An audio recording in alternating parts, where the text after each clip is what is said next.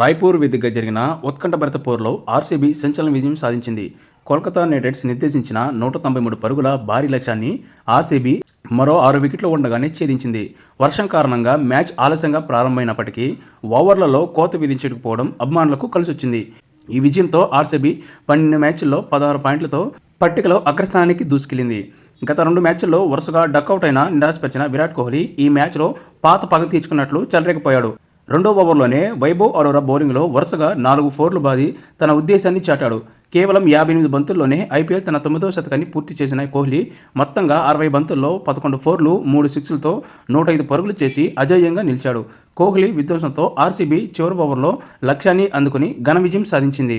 అంతకుముందు టాస్ ఓడి మొదటి బ్యాటింగ్ చేసిన కేకేఆర్ నిర్ణీత 20 ఓవర్లో 4 వికెట్ల నష్టానికి 192 పరుగులు చేసింది. ఓపెనర్ ఫిల్ అలెన్ 18 పరుగులు మెరుపు ఆరంభాన్ని ఇవ్వగా కెప్టెన్ రహానే 19 పరుగులు పర్వాలేదనిపించాడు. అయితే యంగ్ సెన్సేషన్ రఘువంశీ 71 పరుగులతో అద్భుతమైన అర్ధ సెంచరీతో జట్టును ఆదుకున్నాడు.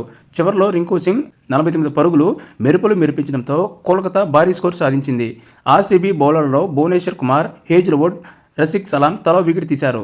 ఈ అద్భుత విజయంతో ఆర్సీబీ ప్లేఆఫ్ బెర్త్ను దాదాపు ఖరారు చేసుకోవడమే కాకుండా పాయింట్ల పట్టికలో నంబర్ 1 స్థానాన్ని కైవసం చేసుకుంది. విరాట్ కోహ్లీ ఫామ్లోకి రావడం ఆ జట్టుకు కొండంత బలాన్ని ఇచ్చింది. మరోవైపు ఈ ఓటమితో కేకేఆర్ ప్లేఆఫ్ అవకాశాలు అత్యంత క్లిష్టంగా మారాయి.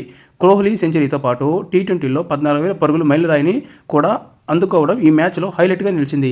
నిర్దేశించిన లక్ష్యాన్ని పక్కా ప్రణాళికలతో ఛేదించి ఆర్సీబీ తన ఆధిపత్యాన్ని చాటుకుంది.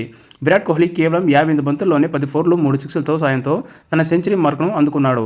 ఈ ఇన్నింగ్స్ ద్వారా టీ20 క్రికెట్ చరిత్రలో 14,000 పరుగులు పూర్తి చేసిన తొలి భారతీయ బ్యాటర్గా కోహ్లీ చరిత్రాత్మక రికార్డును సృష్టించాడు. ప్రపంచవ్యాప్తంగా ఈ ఘనత సాధించిన 6వ బ్యాటర్గా కోహ్లీ నిలిచాడు.